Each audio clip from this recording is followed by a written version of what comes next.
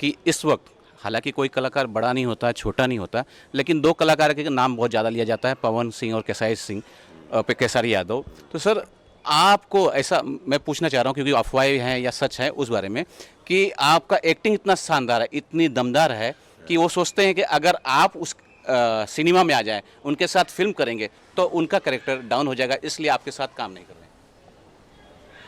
अब वो क्या सोचते हैं ये मैं कैसे सोचूं? ये उनकी सोच है।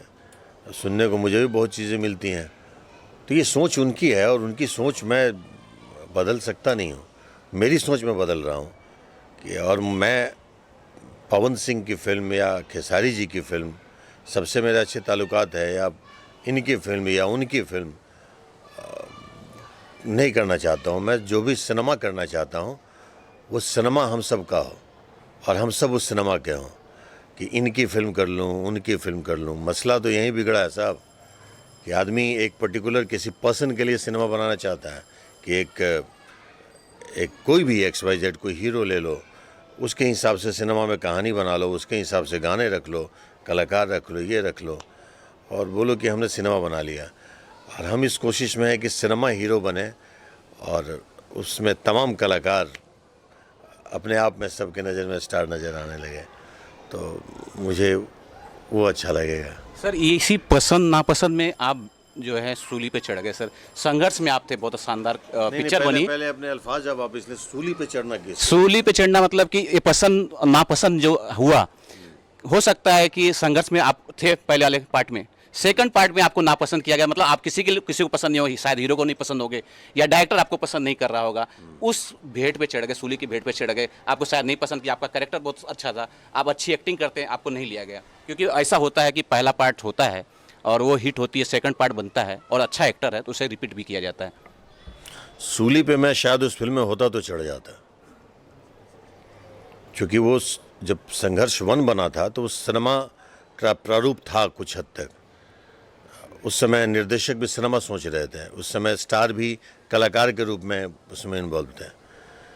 अब सब स्टार हो गया है तो स्टार के साथ काम करने वाले डायरेक्टर भी सुपरस्टार हो गए हैं, तो शायद मेरे लायक वैसा कोई रोल नहीं होता और बेवजह का मैं उस फिल्म में किसी भी प्रेशर में अगर काम कर रहा होता तो शायद मैं अपने एक अंदर के कलाकार के साथ इंसाफ नहीं करता, तो मैं सूली पे चढ़ा महसूस करता। उस सिनेमा में नहीं हूँ, ये मेरा सौभाग्य है, और नहीं हूँ तो शायद मैं उससे बेहतर कहीं और जगह पहुँचने के लिए ईश्वर मेरा साथ दे रहा है, तो मैं चल रहा हूँ। मैं उस सिनेमा को मैं मेरे मानसिक स्तर पे भी कहीं से उस सिनेमा नहीं है, और आप उस सिनेमा से मुझे सूली पे लटका रहे हैं। कर लेता तो लटक जाता, ये क्यों लटकता मैंने बता दिया। उस लायक रोल नहीं होता जो संघर्ष 1 में था उस तरह का, और मैं वो अगर मजबूरीवश कर लेता, किसी लोभवश कर लेता, तो मैं आज अपने आप को कभी माफ़ नहीं करता, शर्मिंदित रहता हमेशा। तो सिनेमा में वैसे भी वो करना चाहता हूँ जो सिनेमा हो और सिनेमा में कुछ करने या कहने के लिए हो।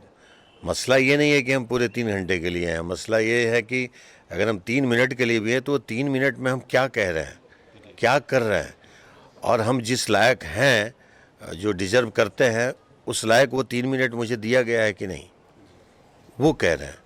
तो मैं अगर बोलूँ कि मेरे आज तक के सिनेमा के वक्त में पैसे मैंने बहुत कमाए, लेकिन अभी केवल खुशियाँ कमा रहा हूँ, रिस्पेक्ट कमा रहा हूँ दर्शकों के द्वारा, जो शायद पहले उस रूप में नहीं था। पहले मेरे फॉलोअर्स, फ़ैन फॉलोइंग बहुत थी, लोग विलन के रूप में मुझे देखते थे और गालियाँ भी देते थे, चप्पलें भी मारी गई, मेरे पे थूका भी गया, तो वो एक खुशी थी यार। चलो, मैं भी गफलत का शिकार था कि यार विलन मतलब पैरेलल टू हीरो लोग बोलते थे। लेकिन अब मुझे जैसे जैसे आपकी उम्र बढ़ती है, जैसे जैसे तजुर्बे बढ़ते हैं, तो अब आप और शालीन हो जाते हैं और सरल हो जाते हैं और सहज हो जाते हैं। आज मैं शालीन भी हूँ, सरल भी हूँ और बेइंतहा सहज हूँ। मेरी सहजता इस लेवल पे है कि अब न मुझे कुछ खो जाने का गम होता है, न कुछ मिल जाने की बहुत ज़्यादा खुशी होती है। जो ईश्वर देते हैं प्रसाद समझ के ग्रहण करता हूँ। कोई आध्यात्मिक बातें नहीं कर रहा हूँ, ये सत्य है, और पूजा समझ के उसको करने की कोशिश करता हूँ, और इसी सच्चाई के साथ मैं जी रहा हूँ और इसी सच्चाई के साथ मैं मरूंगा भी।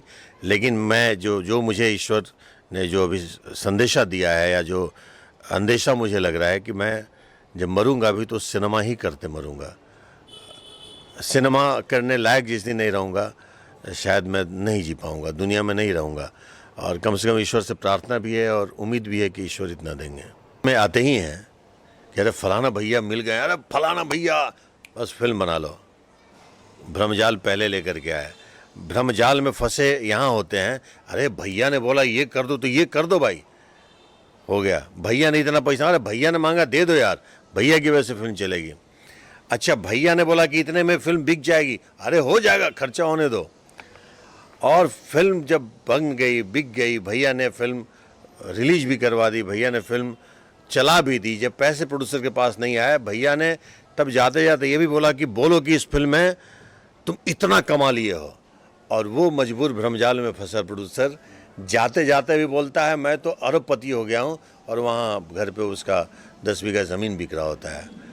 तो इस भ्रमजाल का नाम है हमारे यहाँ का सिनेमा इंडस्ट्री जो होता है। भाई क्षमा चाहता हूँ अगर किसी को मेरी बात बुरी लगी हो, क्योंकि मेरे इस आँखों ने ऐसे कम से कम 150 प्रोड्यूसर देखे हैं जो भ्रमजाल में आए और भ्रमजाल में ही यहाँ से गए भी।